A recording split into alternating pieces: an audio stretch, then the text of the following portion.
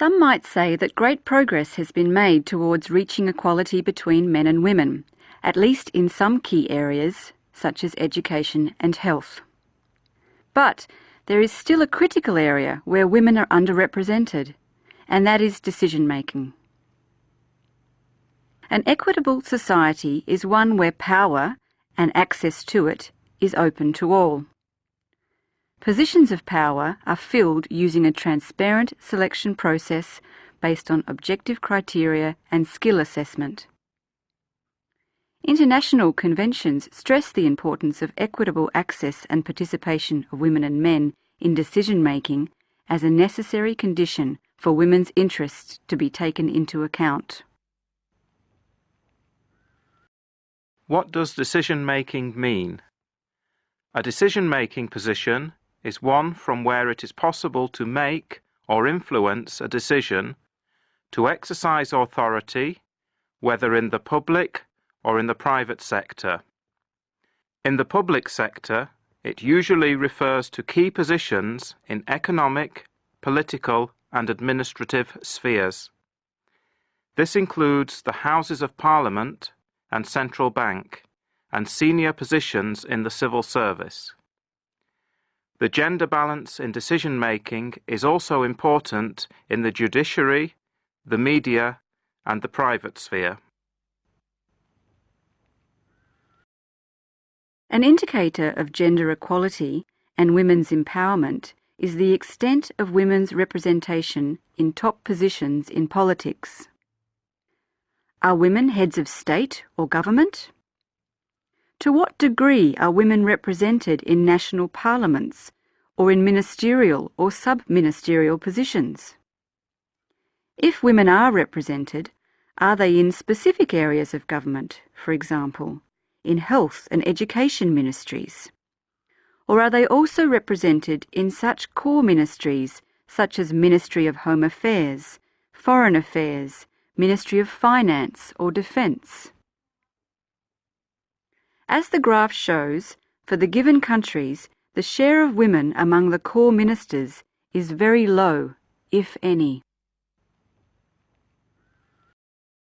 This graph shows that for the countries in the United Nations Economic Commission for Europe region, the percentage of women among members of national parliaments varies greatly, ranging between no female representation in Kyrgyzstan to almost 50% in Sweden. There may be significant changes over a period of time in the proportion of women in the highest decision-making positions. For example, in Sweden, a country with an almost equal representation of women among parliamentarians, there has been steady progress throughout the 20th century. The involvement of women in subnational governmental bodies, that is, in regional and municipal levels of government, should also be measured. Regional and local level political posts may provide an entry point from which women could, in time, progress to the national level. The participation of women candidates in elections is another potential indicator. For this indicator, statistics are needed on the ratio of women who have applied and been accepted to run as candidates in elections, as well as their success rate in being elected. Measuring the turnout of women and men at elections is also important. While women have access to voting in all countries with an electoral voting system of government, practical limitations still remain, which tend to affect women more than men. In Ireland, for example, a national survey module on voter participation showed that broadly similar proportions of women and men voted. However, the reasons for not voting varied, with a higher proportion of men citing disillusioned and a higher proportion of women citing lack of transport. Politicians make policies and public administrators implement them. Thus, the participation of women as decision makers in the civil service is of great importance for gender statistics. As the graph shows, in most of the countries, male ambassadors greatly outnumber their female counterparts. In countries such as the United Kingdom, Italy and Luxembourg, the percentage of women ambassadors is as low as 8%. As the judicial system provides the legal basis for society, it is important to show the representation of women judges as a measure of gender equality. In some member countries of the United Nations Economic Commission for Europe, the constitutional courts have varying percentages of women. They range from 0% for Hungary to 30% for France. Economic decision makers are those who determine and implement economic policies. Economic decision making has traditionally been a male-dominated sphere, although there has been a significant increase over the last 20 years in the participation of women as economists. Women's representation at a decision-making level is still much lower than for men. The graph shows that in the case of central bank board members, except for Sweden, women's representation is minimal. In countries such as Italy, Netherlands, Switzerland and Germany, women are not represented in these leading positions at all. Managerial positions in the public or private sector are important for decision-making. Analysis of the situation in Sweden provides an interesting insight. In the private sector, there are more men managers than women. But in the public sector, there are more women managers. However, because in the public sector there are a greater number of women employees overall, the proportion of women employees who are managers still remains lower than the proportion of male employees who are managers. Decision-making topics are generally not included in the work programs of national statistical offices. Some data are available from administrative sources. Investigation and documentation on decision-making is relatively new, country-specific and widely varied.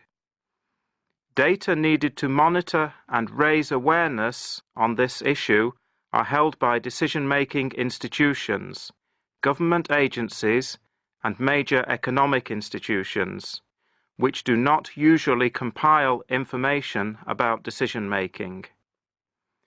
More formal reporting requirements to provide data by sex are required to address the lack of information.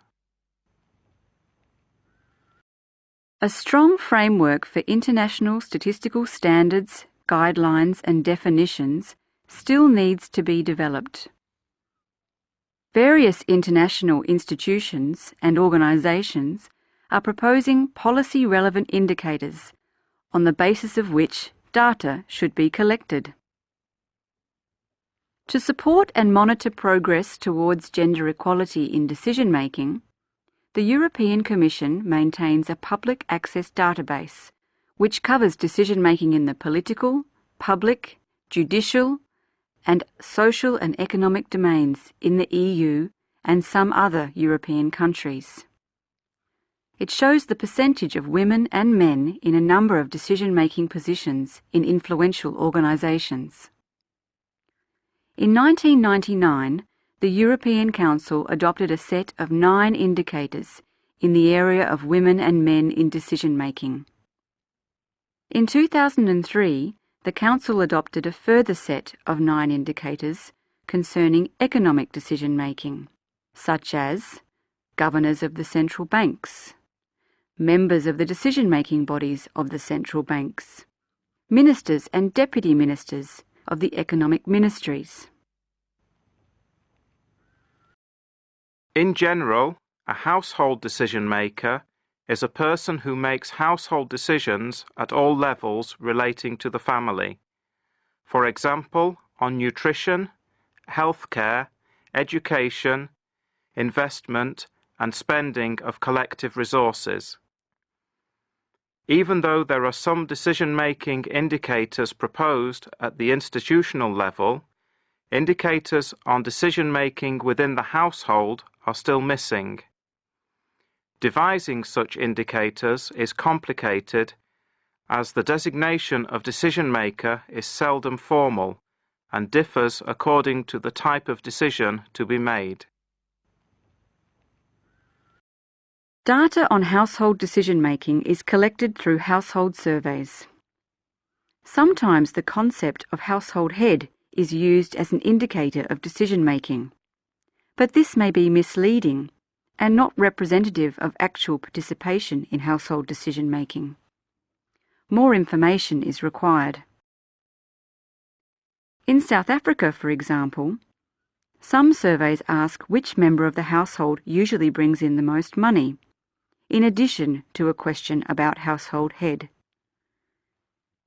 In the 2001 Labour Force survey, only 7% of the male main money earners were not household heads, while this was the case for 21% of the female main money earners. Another indicator of participation in decision-making is control of the dwelling, such as in whose name the ownership or lease of the dwelling is registered. Surveys can ask directly about decision-making processes. An example of this is the Generations and Gender programme.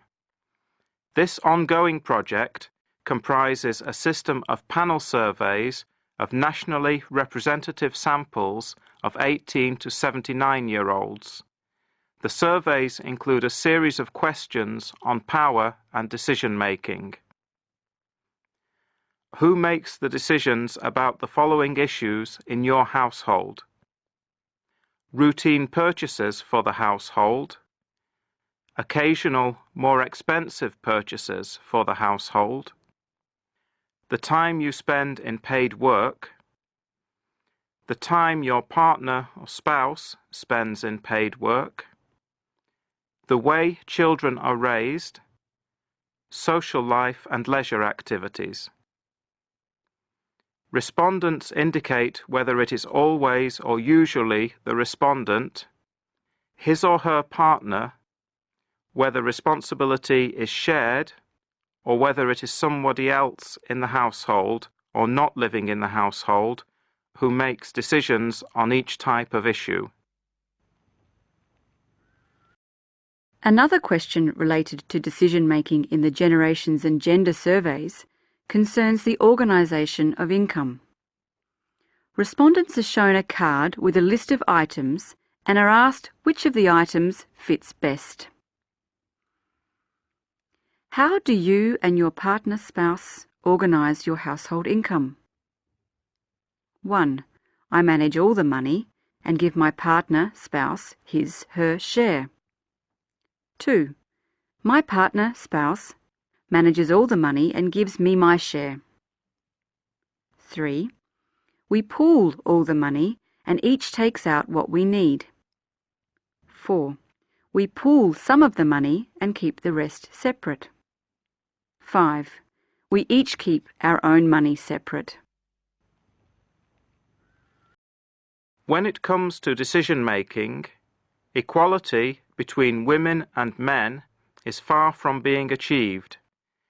Data are required to monitor and raise awareness of the situation in different sectors, ranging from the proportion of women and men in top positions in politics and business to those making different types of decisions at the household level. Some of these data are already available from administrative sources, the use of which should be expanded through the regular reporting of such data, disaggregated by sex and other key characteristics, to national statistical offices.